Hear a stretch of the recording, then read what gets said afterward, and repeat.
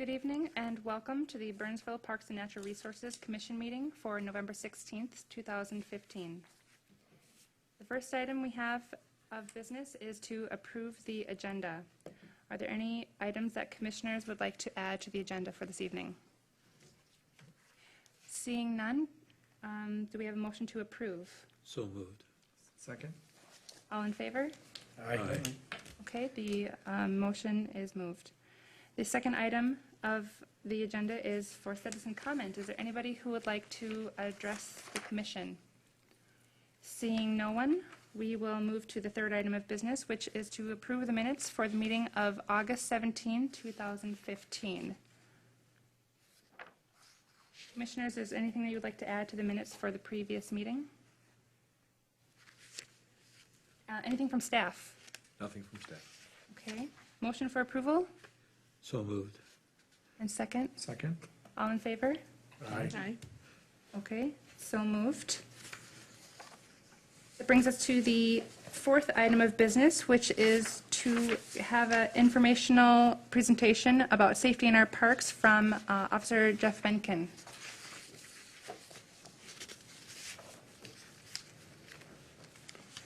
Good evening, Commissioners. My name is Jeff Benkin. I'm one of the captains with the Burnsville Police Department. I oversee our patrol division right now, and my understanding here is that I want to just kind of go over some statistics with you about the types of calls for service we have in the Burnsville parks.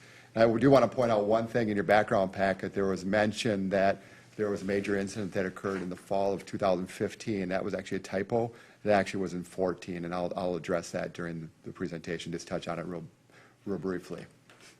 Okay, so we'll get started. Any questions real quick? So this is, again, we're going to show you a lot of numbers. My presentation is just going to last a few minutes. I'm going to show you the total calls for service. And when you first see this, calls for service on the slide that I'm going to show you, you're going to think, wow, that's a lot. But we're going to break that down and really show that the crimes in our parks and the different types of calls of service, we have good parks in Burnsville, and the crime is really pretty minimal. So I'll show that to you. So we'll go over kind of the types of calls, the time of day, and then we'll just go from there. Okay. All right, so this first slide here that you're seeing is the total calls for service over the last 4 years. I just want to note that in 2015, the calls for service total in 2015 for all those parks are from January 1 to the end of September of this year. So it's not a full encompassing year, obviously. And you can kind of see the numbers, and we kind of rank them there by order for total calls for service. And this is for a 4-year total. It's not just like an individual year. But you can see the parks that typically are at your top are the parks that I know, and you guys know, that your parks where you have a lot of people that attend. You know, you have a lot of events at those with games and just the park and recreational activities that the city and that you offer. Are there any questions about that? We'll break it down as we go, and we can certainly leave it up to questions as we progress through this. So here's calls for service that are crime related. So you can see that initial slide right before it, you know, those calls in 2015, the top few were over 100. Well, it really kind of goes to show, we'll break it down why there's such a big difference. But here's your crimes that have occurred in the parks. And you can see the list on the right-hand side of your screen are the list of types of crimes that have occurred and what account for those totals. So relatively, if you look at just Alamagna in 2015, 8 to date. I can't tell you specifically which 8 were there. I don't have that data broken down that much, but really 8 crimes, and there was over 114 calls for service already. Pretty minimal. You know, we can break it down from there in the next few slides too. I'm going to just really briefly touch on the times of days, where I have 2 slides here, one showing from 5 a.m. to 10 p.m., essentially park hours. So during park operation, or when the city ordinance allows people to be in the parks, these are the types of calls for service that we, or how many calls for service we are in those parks. And then as you can kind of guess, that through the evening hours and the nighttime hours, our calls for service definitely spike. I don't have a graph for that here to show you, but based on our data and talking with JJ beforehand, it definitely starts to climb into the 5 to 7 o'clock hour until that 10 o'clock to midnight type of hour where it kind of peaks. And that's with park closing time, dark, when events are getting over with, and when cops are just being more proactive. So then here's when parks are closed, from 10 p.m. to 5 a.m. These are typically what we encourage as citizens, or anybody that's in a park. If you live next to a park, if you see anybody in a park after 10 p.m., just call 911. We don't have a non-emergency number for these types of calls. In Dakota County, everything's 911. So we encourage the public, if you see somebody in a park after hours, especially if you think they're up to no good, call right away. Don't think about it and go home and think about it for a half hour. Just call right away. Any of our cops will always tell you that we'd rather be there to deter something versus trying to react to something later. So now we're going to look at the types of crimes at a glance. So here's your drug calls. So even this year in 2015, we only have 9, and that's for all the parks in Burnsville. So you really can see how that list really shrinks down quite a bit. So those are your drug calls. The next slide, these are your suspicious activity or disturbance calls. Again, these are the types of calls that we encourage people to call us. If they think something's suspicious, however you want to articulate what suspicious is, that's up to your own free will. But then call, and our cops will either respond to that or we'll be proactive too. Our police officers are always in the parks. They're driving proactively in their police cars, and if they swing by a car and they think something's suspicious about it and they can articulate why, they'll get out, at least ask a question or investigate and inquire why. Your theft calls. So these are your theft calls, and theft, I would say, overall is your biggest concern of any park. And what we're going to do real briefly here, we're going to show a quick 3-minute PSA that we did a couple years ago, and it really kind of shows how obvious it is for thefts to occur, how easy it is. Crystal Lake Beach in Burnsville has been a popular city park since the 1960s. You can enjoy the sun, sand, and scenic view here. That's Buck Hill towering across the lake. Today, much smaller towers are taking shape here on the edge of the beach. You have to put things into place just right. Burnsville police say some things have been out of place recently, so they are stepping up patrols of Crystal Lake Beach and other city park parking lots this summer. Police say thefts from vehicles are on the rise. They want you to call them if you see people acting suspiciously in the area. Increased police patrols like this one deter crime. But police say there are simple common sense steps you should take to prevent someone from stealing your stuff. You know, one of the reasons we're down here is just to kind of show or demonstrate some crimes of opportunity. And right here is a vehicle. It's probably locked. I'm not sure if it's locked or unlocked. It actually looks like it's unlocked because the button's up, and there's a couple purses right there that, you know, in a matter of seconds, I could have that be in my car and walk away. So this is the first car that we looked at when we came to the beach. And right next to it, you can see we could go right down the line. We'll go right down the line. Here's a van here with the window down. Anybody with any arm length, size, doesn't matter. If you're a big guy, small guy, you could reach in here. You could unlock this, and again, there's another purse right between the seats, all in plain view. So you see that black and white purse right down in there. You know, who knows what's in it? But you know, a crook's going to look for checks, going to look for wallets, identity theft type of issues. They're going to run to a gas station and use that credit card to see if it works, and if it works, they're going to go on a spending spree. By the time the person gets home at night, they've already spent thousands of dollars. So those are just examples there. Right over here, we have another car right over here. It has a sunroof wide open, so someone could easily reach in there. Now, that might be a little bit harder, but it's still a crime of opportunity. There's cars all around here. There's another van right over here, another Astra van. A lot of these are families, and probably a mom down here with the children. And the mom's already got a lot of things to bring along, but all of a sudden they don't want to lug their purse along, and they leave the purse right inside the car.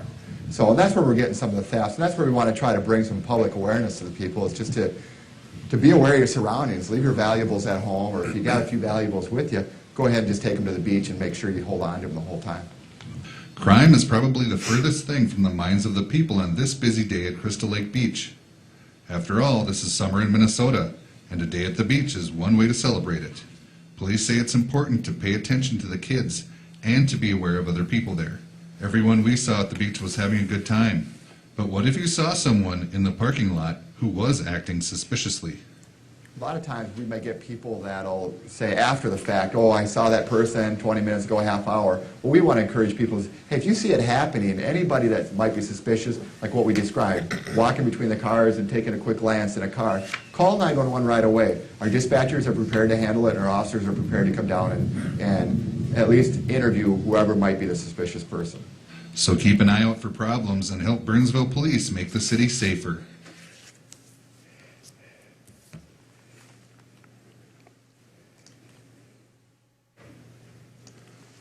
Okay, that kind of just goes to show what the PSA we did a few years ago, and that happens every year at all the parks. So anything that we can do to educate people, you people as a commission and board, anything you can do to educate our public to try to prevent things from crimes of opportunity to happen, that would be great. So those are your theft calls. And then your assaults and domestic and fight calls. So these are a little bit more calls where violence typically occurs, and you can see the numbers are pretty low. And usually in these types of calls, again, they're between two people that usually know each other, but not always the fact. So I think here in a couple slides, we're going to talk about the one where a gun was involved in the Alamagna Park. So here's your weapons. Again, weapons are are minimum, obviously, they're 9 over a total of 9 years. And who knows if they're all actually like firearms? I couldn't even tell you that. But even if a firearm is like a BB gun or somebody with a paintball gun, those types of things too, they can be classified as a weapons type call. Because in the city of Burnsville, you cannot have any type of a firearm in any park, actually in any public area throughout the city of Burnsville. So we'll talk about the call that you're probably a little bit interested about. You may have some knowledge about this. I'll just give you an update of kind of where this case is at. So this case happened on December 18th, 2014. It was in the middle of the afternoon. And this person by the name of Lance Houston has since been arrested and he's awaiting trial. The trial, we just found out actually today, was scheduled to happen in November of this month, next week. It got postponed to March of 2016. So you kind of see it takes a long time for a case of this serious nature to get through the courts. But essentially, Mr. Houston was walking his dogs off leash, and I know that's a problem at Alamagna. We get those type of calls all the time, and we work with you and work with the Parks Group, and we have our community service officers and our police officers trying to go down there to do some education and enforcement and try to encourage people to make sure they keep their dogs on leash and in control the whole time. So in this case here, the victims the dogs were off leash, and the dogs came up to the victim.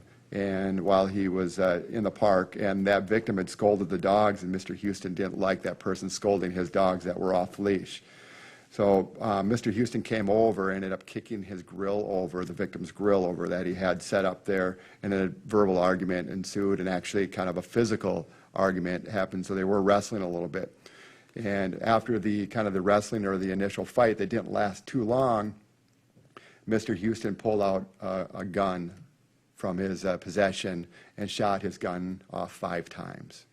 So pretty scary deal. We were fortunate that nobody was seriously injured in this incident. He fled. He walked back toward his house. He's actually an Apple Valley resident. In Apple Valley, being on the other side of the lake there, we're able to find him right in front of his residence. And he had been drinking, and he admitted to being in an altercation in the park. So he's awaiting trial. And that's about all I can tell you. Can't tell you a lot more details because the case is still technically pending in the court process. Any questions about this? Any concerns? Okay. So then just really kind of wrap it up here, our police officers are asked to do extra patrols in the parks all the time, and that's 24/7.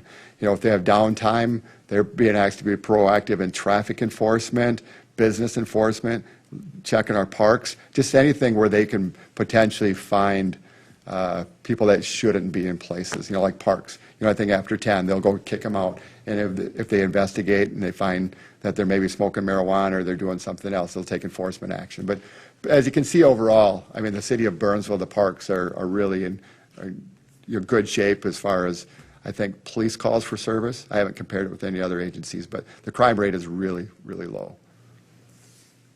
Do you have any questions at all? Go ahead, Lynn. Jeff, my question is, I live near Terrace Oaks Park, and there's a Terrace Oaks west and east, Yep. but I didn't see anything on here about Terrace Oaks East. And I know there's a lot of police activity on that park. There's the tennis and basketball, hockey, and that's year-round. Was that just the... It's probably just an oversight on ours. We probably just combined them together. with our stats being pulled together, if you want those numbers broken down, I can go ask. I'm just curious why it was just Terrace Oaks West. Why wasn't it just Terrace Well, Oaks? yeah, my first gut is everything looks, when I was looking at this, our crime analyst pulled this information together. Maybe there were no calls for service, because I think a lot of times people, even if they enter from the east side, will maybe end up on the west side, and maybe it gets associated with the west side. But I can look into it specifically. I'll just look at specifically Terrace Oaks East and confirm that there were no calls, police calls for service. If there were, I can certainly share that with you. Yeah, because there is, in theory, Terrace Oaks East that exists. Yep. Thank you. Yep, I'm familiar with that too, yep. Thank you. Any other questions? Ryan? On your first slide that showed statistics, there was a significant uptick in calls already this year. What do you think accounts for that? Yeah, that one. Right there? Well, I know for a fact that we've been working with JJ. I think a lot of it, you're talking probably as a called for service overall, probably looks like. Yeah, I don't know that I could really identify anything without specifically looking at each crime. And if you look at the crimes, it's not there. So Yeah. I'm just wondering if it would be more proactive work on the part of our police officers just getting in parks. You know, knowing that we had, well, like, if you look at the Alamagnet case that we just talked about with that shooting, that was in December. So if you look at just the reaction of nature, what police officers do, you know, they're going to be in those parks a lot more, especially right after major incidents happen, you know, for a lot of deterrence reasons, a lot of questions reasons. I know our community service officers were in parks a lot this year. When they go out there too, they'll log out, and that which creates a call for service. Okay. These aren't just police calls. These could also be our community service officers, and it could be them handing out the flyers in the parks, especially Alamagnet. Go ahead. I just wanted to say thank you for your service, but also thank you for this presentation. This is really good information. You're welcome. Thank you. Okay. Any other questions or comments from the commissioners? Anything from staff?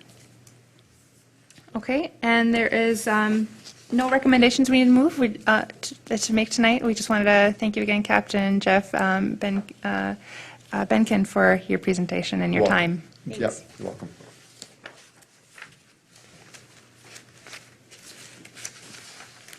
That will bring us to the fifth item on the agenda this evening, which is to review new park entrance sign designs, a presentation by Terry Schultz. Good evening, Madam Chair, Commissioners. Wait just a second here while they bring up the PowerPoint presentation. I'll do a quick intro while they're working on that. Reviewing our new park entrance sign designs is part of your 2015-2016 work plan, and so I'm here this evening to share our top 2 design options with you, and we'd like some feedback from the Commission on the recommended design, and then ultimately, Commissioners, we'd ask for, This one? Is that what you want? I do. Okay. Let's try the other one. That's not it. Is that the one you want? No, I'm sorry. Okay, there's 2. There was 3 on there, so maybe the other one. That one there.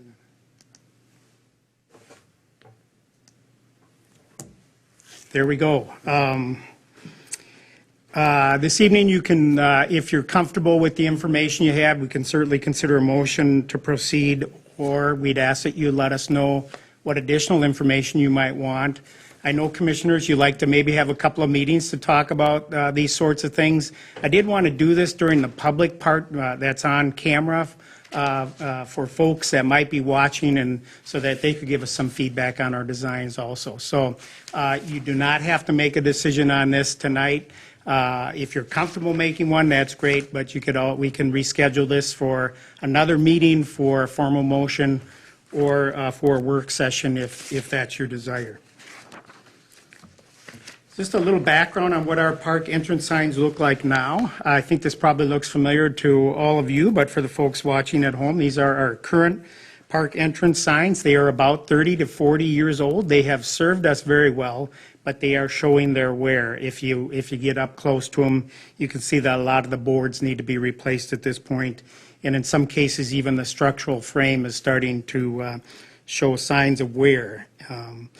But we have right now routed cedar board signs, and they are made by our staff in-house. We are going to suggest, with all the things we have going on with our staff now, that we would actually purchase these through a manufacturer and have them installed by a manufacturer rather than doing them in-house. You will notice the picture on the left shows that we have an Adopt a Park program. I think everybody's familiar with that. But we have been just kind of lag bolting those signs onto the very end of the existing park sign. Or in some cases now we've gone a little bit smaller sign, and you'll see us a post kind of set off in front of the sign that shows the name of the group that adopted the park.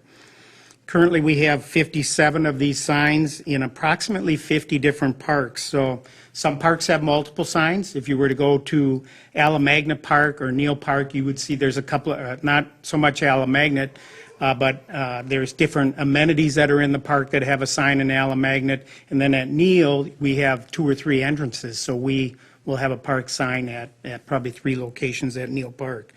So there are also, I will note, some smaller parks. You all know we have 76 parks, and we only have 57 signs, so obviously some parks don't have signs at their entrance, and those are mostly those smaller mini parks where it's in a neighborhood, and basically we have maybe a 10-foot wide trail as an access to the park. And if we were to put a sign there, we couldn't put an 8x10 sign out there. It just wouldn't fit in the space that we have available, because a lot of times, again, that entrance is going between 2 existing homes. And we don't have park signs at a lot of our natural areas. If you go to, for example, Judicial Park out in the west part of Burnsville, there really isn't any amenities, there's no development, and there really isn't even an entrance where we would know where to put a sign in that case. So it's just open wooded land.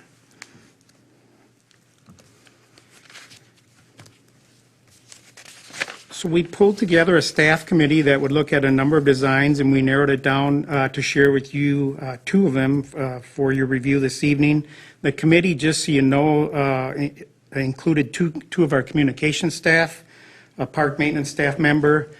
Julie Dorshak is here with Community Services and Recreation, and myself as a director. And we tried to kind of mimic some of the newer signs that we have in our community. And so I've got some photos of what those signs look like. The one on the left is the City Hall entrance sign and message board. On the right, you see the new entrance sign by Highway 13 as you come in from the east heading west on 13 into Burnsville, from Egan into Burnsville. There is that sign that welcomes you to Burnsville. And the other newer sign that we have in our system is actually a kiosk type sign for posting information at the Crystal Lake Boat Ramp. So you will see kind of us mimicking some of those design elements in the proposals that we are bringing to you this evening. These are the 2 design options that we wanted to share with the commission this evening. So we looked at probably, I believe, 15 to 20 different options. Most of them look similar to this, but we used a variety of colored options, different timbers on the side, different colors on the sign itself. And ultimately, the group landed on these 2 designs. And we also involved, we probably surveyed about another 40 staff members throughout the Parks and Recreation Department just to say, hey, here's some options. Which one do you like best? The things we considered as a committee is we want to have 2-sided signs. So the sign is perpendicular to the road so that you can see it from either side that you approach the park. We wanted to use sustainable materials. I'll talk more about that later. And we wanted items that are vandal resistant. And we wanted to be able to incorporate those adopt a park signs, recognition signs, right into the main sign itself. And so you will see in these examples, we've got the Burnsville Lions. They don't actually adopt this park. We're just using this for an example. But if a group had adopted a park, it would have that sign there. If no groups adopted that park, it would just have the brown background, and that sign simply wouldn't be there. So the basic sign that we're suggesting, at least the manufacturers are telling us you can get 2 colors. If you want to add more than 2 colors, that means you have to add a separate sign. So you can see in the case of the Adopt a Park sign, we're suggesting that would be actually a separate sign, and we would use an aluminum sign with vinyl letters, and then we can use as many colors as we like when we're doing that particular sign.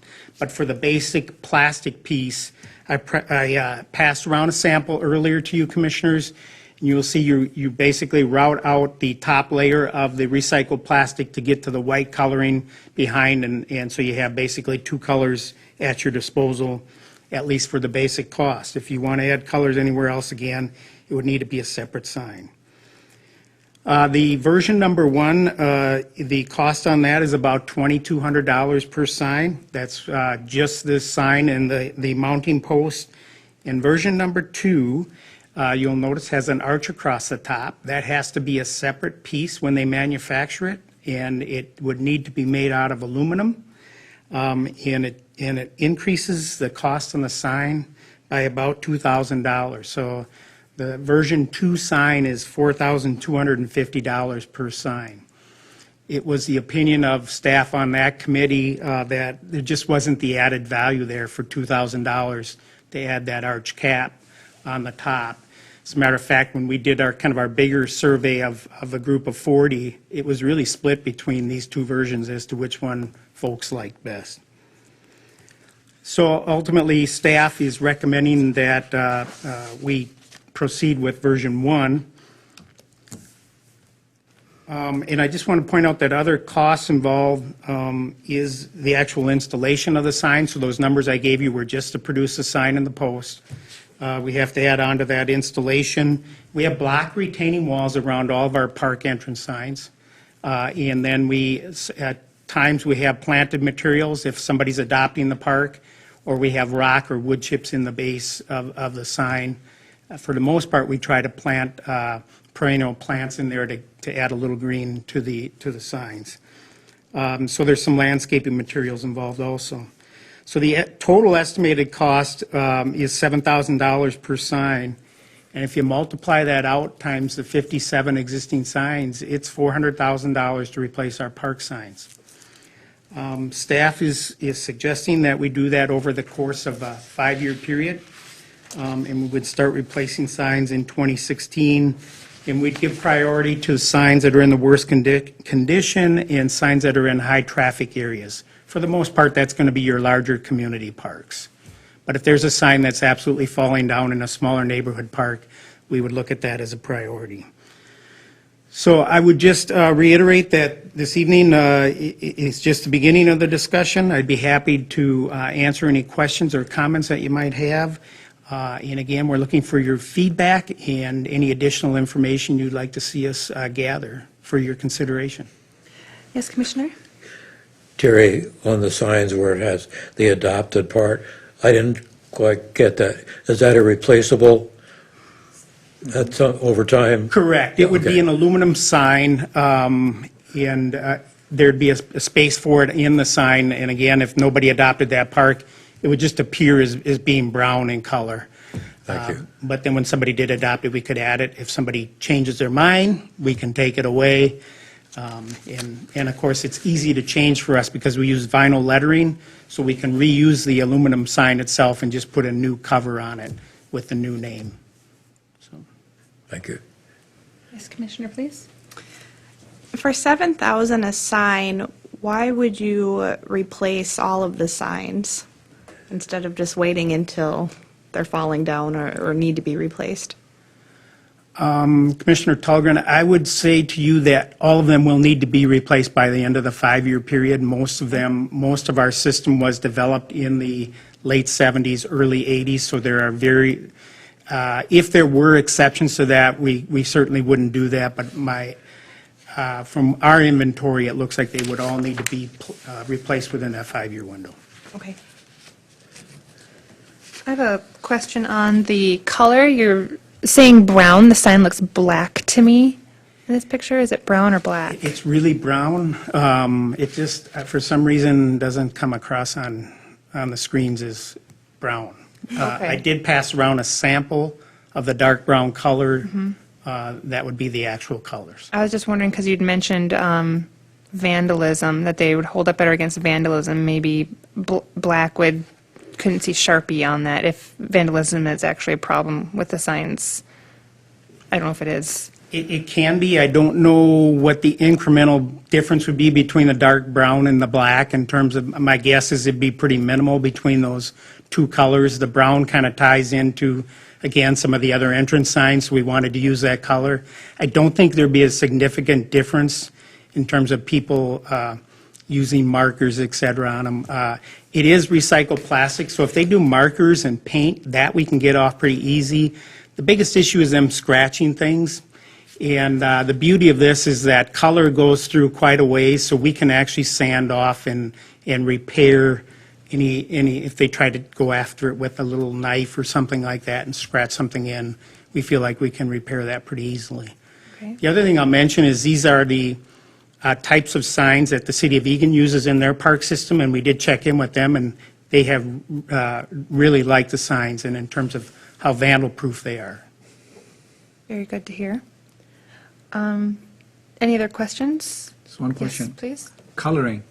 How did we choose a brown versus, the city color normally, and I'm not sure, is green and blue. We've gotten away from that, again, on those the entrance signs, and that was kind of an active decision of kind of branding to a different color. There were some folks who didn't think the green and blues were as current of colors Okay. as could be out there. They kind of date themselves a little bit, so that was the thinking behind it. Thank you. I also have a question about the old signs and what will happen to them when they come down. I don't know that we've thought about that. Obviously, we would reuse whatever we could. I would say much of it, again, it would probably just be recycled or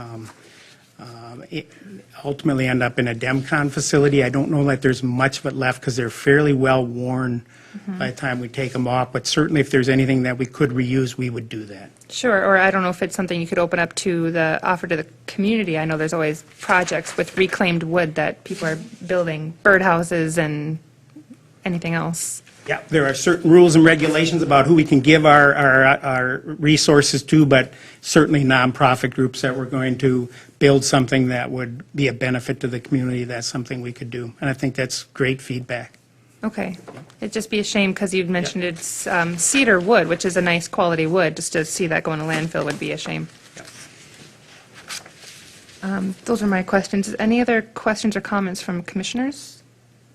Do we feel like we want more time on this subject, or are we comfortable making a recommendation to go forward with one of the versions that is suggested this evening? I'd like to move that we just go forward for this presentation. Okay.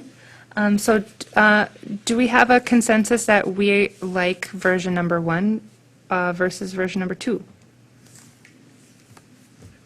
So I'm seeing some, okay, so can I have a motion to recommend we move forward with this project with the version 1 of the sign? So moved, So moved? Second or- And second. whatever. Okay, all in favor? Aye. Okay, and the motion is moved. Thank you, commissioners. Good work, thank you. Thank you for your presentation. We're excited to see the signs start to show up in our parks. One question is, when was the first time? Is it, we are going to start replacing them on 2016? Correct. So we will need to wait till the budget's approved. And probably the first one, our test case will be the new Minnesota Riverfront Trailhead Park. Great, thank you. Very nice. That brings us to the 6th item on the agenda, which is an update on volunteer opportunities in the park system, presentation by our natural resources technician, Caleb Ashling. And Good evening, Madam Chair and members of the Commission. Thank you for the opportunity to speak with you tonight. Our presentation is on the update of the volunteer program that we utilize here in Burnsville for specifically the volunteers in the parks. As you indicated, I'm Julie, and Caleb will join me here in just a minute. I'm just going to give you a real brief overview of how our volunteer program works. I'm sorry, can you hear me now? Better? Okay. Going to give you a quick overview of how we utilize our volunteers here in Burnsville. There's two different ways to get involved.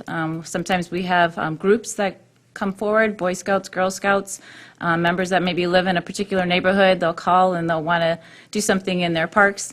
And then I will help to get them activated just by getting their information, and then I'll connect them with one of our park supervisors, whether it's Caleb or John Neeson in the park system, and we'll find them a project to do.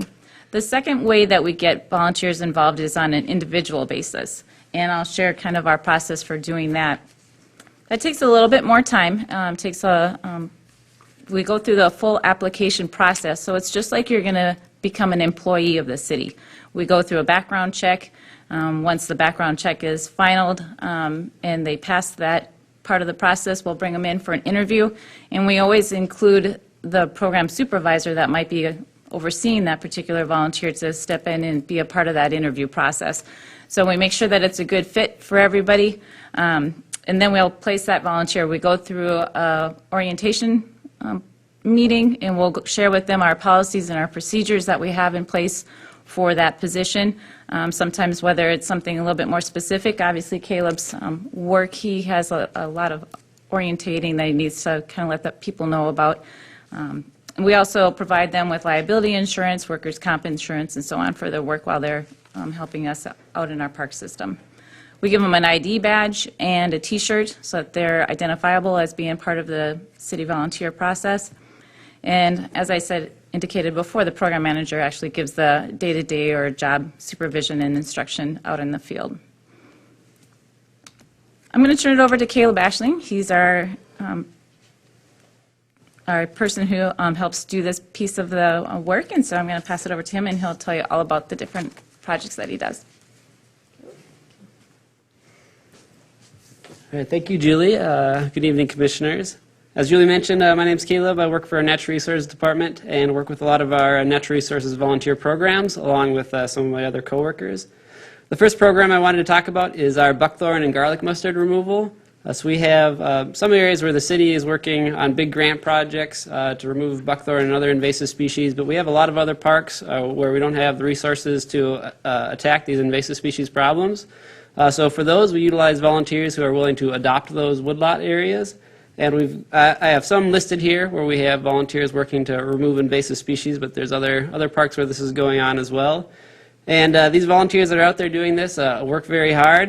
They provide a great resource for the community, not only benefiting wildlife, but also benefiting a lot of the park users that go through these areas. There's more usability. They can see a lot of the nice oak trees that we have or see more wildlife while they're out in these parks. And a lot of these volunteers within this program are not just out there doing this for a year. A lot of these volunteers have been out at these parks doing buckthorn control for 5 years and now continuing on after that into the future. Another program that we offer is storm drain stenciling. The point of this program is to try to educate neighborhoods and residents about the direct connection of our storm drains that we have in the street to local ponds, lakes, and rivers. So there are people out there within the community that have the false impression that our storm drains are connected to wastewater treatment plants. And unfortunately, the water going to those storm drains is not treated. It's going right into our local waterways, so it's really important that we educate people on not making sure they don't dump any chemicals or other waste in there. And also through this program, we try to educate people that what they're doing on their own property near these storm drains may impact local water quality. So if there's fertilizer on their driveway that ends up washing down into the street and the storm drain, that's going to degrade local water quality as well. So volunteers through this program will go out and paint these messages next to the storm drains that say sometimes dump no waste, drains to lake, or we have some different messages out there as well. And in addition to doing the stenciling on the street, they also hand out flyers that have a lot of this educational information that I talked about, as well as information on where they can properly dispose of hazardous waste. This past year, we had 3 groups that participated. They stenciled more than 165 storm drains throughout the community. In other years, last year, we had a few more groups and about 500 storm drains stenciled, so it varies a little bit depending on how many groups that we get involved in it each year. One of the nice benefits about this project is not only do we have the volunteers that are educating the neighborhoods, but the volunteers themselves, which are often youth groups, get a good education on the water quality issues through working in our program. Another thing that we've been building in the Natural Resources Department is an on-call volunteer list. So we have dedicated volunteers who are on our on-call list, and we have different projects that come up periodically, like our native plant market, native seed collections, native seed spreading as part of restoration projects, or invasive species control, and some of our large restoration efforts as part of the maintenance component of it. And it's been really vital and important for our program to have folks that are able to come out on relatively short notice, maybe a week or two in advance, and help us out on some of these projects and work alongside city staff so we can get more done. A lot of the work we do depends on variable weather conditions and other factors like controlled burns, so having people that can come out on short notice is really beneficial for us. And then also, a lot of these projects we offer to one-time groups, so that might be a church group or a Boy Scout group or Girl Scout group, or those types of groups that want to come out and do something for a few hours. So sometimes we'll have those groups participating in these types of projects as well. And we also have a bluebird nest box monitoring program. They have quite a few boxes out at the Burnsville Golf Course. We also have a few boxes at the Civic Center Prairie, Sunset Pond, and Alamagnet Park. So we have volunteers that will maintain the boxes, make sure that they're clean and available for the bluebirds each season. And this is a nice way for us to provide some habitat for wildlife, and also provide easy opportunities for people that are using these areas and these parks to see bluebirds. And we also work with a couple of volunteer programs that are actually organized by different organizations, but the city is involved in promoting them and facilitating a lot of the components of them. The first is the Citizen Action Monitoring Program. This program is run by the Metropolitan Council, and through this program we have volunteers that are monitoring 8 lakes in our community. So Alamagnet Lake, Crystal Lake, Early Lake, Keller Lake, Lac Lavon, Sunset Pond, South Twin, and Wood Pond. So we have volunteers out spring through fall who are measuring the water clarity and also taking samples that are tested for nutrients like phosphorus and nitrogen. And at the end of the season, the city works with the Metropolitan Council to get a report of all this information, and then we can use that information to track long-term trends in water quality. So there's a lot of year-to-year variations, and it's really important to have this long-term information so we can see how our water quality is trending over a long period of time, and that can help us make more informed management decisions. Another similar program is a Wetland Health Evaluation Program. This program is run by Dakota County, but again, city staff is involved with it as well. We have 4 wetlands that are surveyed every year. Some wetlands are the same, and then we also do some different wetlands every year as well. We had 14 participants in this program last year. And volunteers go out and they collect data on vegetation and macroinvertebrates that are found in these wetlands. And so there's been a lot of research done, especially related to macroinvertebrates. And we know that some macroinvertebrates can handle really poor water quality or poor conditions in wetlands, but there's other species that can only handle more pristine environments. So by going out in these wetlands and identifying what's there, we can get a good idea of the overall health and quality of the wetlands. And again, the results are summarized during the winter, and then we get a report on how these wetlands are doing, and we can use that information to track long-term trends and make more informed management decisions on how to best protect and maintain the wetlands that we have here in the city. And with that, Julie and I can stand for any questions. Go ahead, Commissioner. Burnsville has a quarterly bulletin, and that's the only one that we really send to every person in Burnsville. You know, TV, nothing else works. Caleb, in the quarterly bulletins, does it, or have you been having these kinds of opportunities in the bulletin over years so people can plan ahead and volunteer? Yes, yeah, these programs are promoted through the bulletin. We also have information on our city newsletter and sometimes through email blasts and other outreach avenues. Good. More questions from the commissioners? Anything from staff? Nothing from staff. Okay.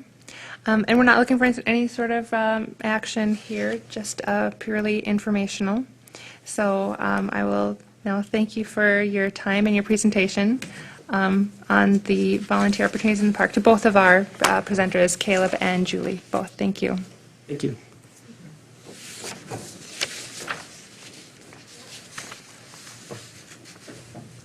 That brings us to the 7th item of the evening, which is miscellaneous.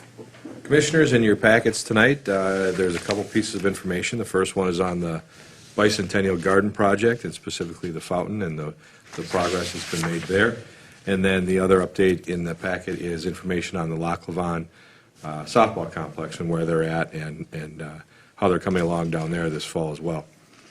The third piece of information there is one that I include every month, and that is our December meeting is going to be scheduled for Monday, December 7th at 6:30. And that's all I have for the miscellaneous items. Okay, any questions or comments from any of the commissioners on those items?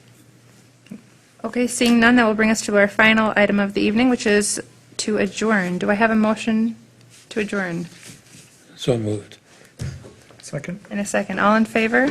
Say aye. Okay, the motion is passed. And that brings us to the end of our formal meeting. Thank you all for attending or watching the Burnsville Parks and Natural Resources Commission.